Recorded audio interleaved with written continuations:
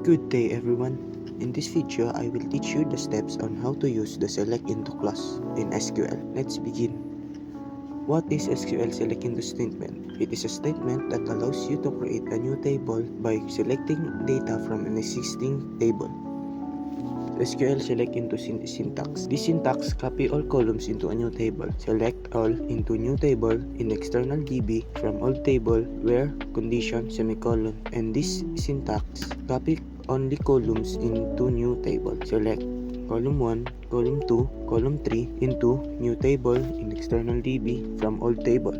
Now for a select into examples. The following SQL statement creates a backup copy of customers. Select all into customers backup 2017 from customers semicolon. As you can see, the query created a table and it has the records of the customers table, which serves as a backup copy of the table.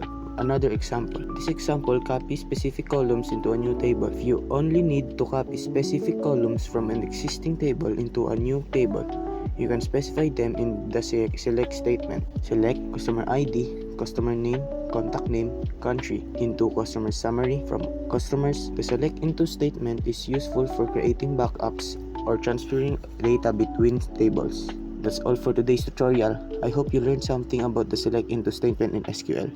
See you in the next video.